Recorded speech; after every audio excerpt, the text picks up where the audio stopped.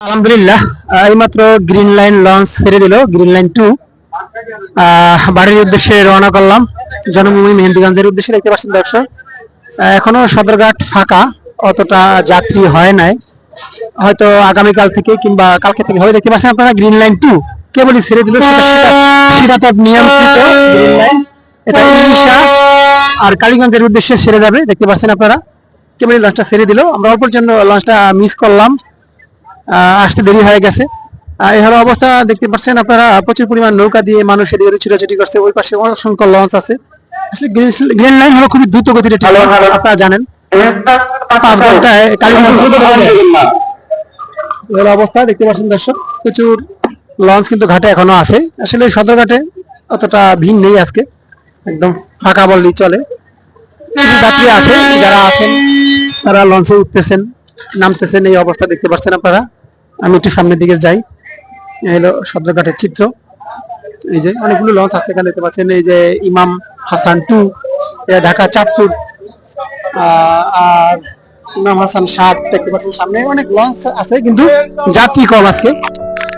হয়তো ঈদের আরো 2-3 দিন বাকি আছে, এই জন্য হয়তো বুধবার সবচেয়ে চাপটা বেশি পড়বে, সম্ভবত বৃহস্পতিবার দিন।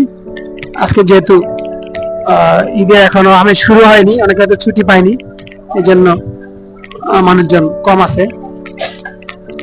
এই দিকটা একটু ভিড় আছে দেখা যাচ্ছে, মোটামুটি ভালোই ভিড় আছে এই দিকটা।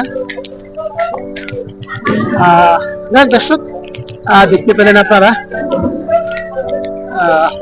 মানুষজন আসতেছে। সদরঘাটে আসলে একটা আলাদা ঈদের অনুভূতি কাজ করে মনের ভিতরে। মনে হয় যেন বাড়িতে যেতে পারবো কিংবা যাচ্ছি, এটা আনন্দ। আসলে বাড়ি যাওয়ার কিছু একটা আনন্দ।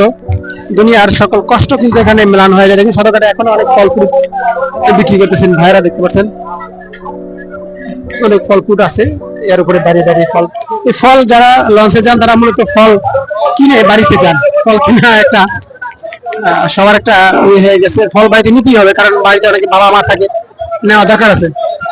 সাত্তার খান 10:50 ছাড়বে। সাত্তার খান, আমরা সাত্তার খানই উঠছি আমার ফ্যামিলি সহ।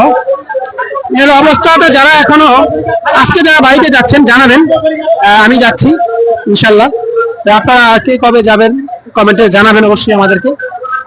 দেখতে পাচ্ছেন প্রচুর যাত্রী এখানে একটু আছে দেখা যায়। মিডিয়ার ভাইরা করার জন্য দেখতে পাচ্ছেন আপনারা।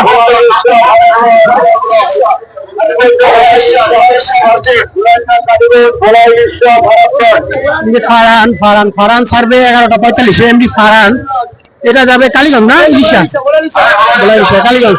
ফারহান ছাড়বে আপনার 12টায় ছাড়বে ফারহান, এমডি ফারহান। এটা ছাড়বে 12টায়। সবাই টিভি দেখতে পাচ্ছেন, তারা নিউজ কভার করতেছে। এখন ঈদের সময় অনেক সাংবাদিক এখানে আসে, তারা নিউজ কভার করার জন্য। আসলে ভালোই লাগে, দেখে যায়। দর্শক দেখতে পেলেন আপনারা হয়তো আমার ভিডিওর মাধ্যমে, অনেক মিডিয়ার কর্মীরা নিউজ কভার করতেছেন। এই দিকটা একদম ফাঁকা, ওই দিকটা একদম ফাঁকা দেখতে পাচ্ছেন। এখন কিন্তু অত মানুষজন হয়নি, হয়তো আর কয়েকদিনের ভিতরে যাত্রীরা আসবেন বাড়িতে যাওয়ার জন্য, যেহেতু ঈদের আরো কয়েকটা দিন বাকি আছে। যাই হোক, কারা কারা বাড়িতে যাচ্ছেন, কবে যাচ্ছেন, যদি ভিডিওটা দেখে থাকেন, কে কোথেকে দেখছেন কমেন্টে লিখে জানাবেন। আর যারাই যাচ্ছেন অবশ্যই সাবধানে চলাচল করবেন, সাবধানে বাড়ি যাবেন, কারণ একটি দুর্ঘটনা সারা জীবনের কান্না। আজকের মতো বিদায় নেব। আল্লাহ হাফেজ, কথা হবে, সবাই ভালো থাকবেন।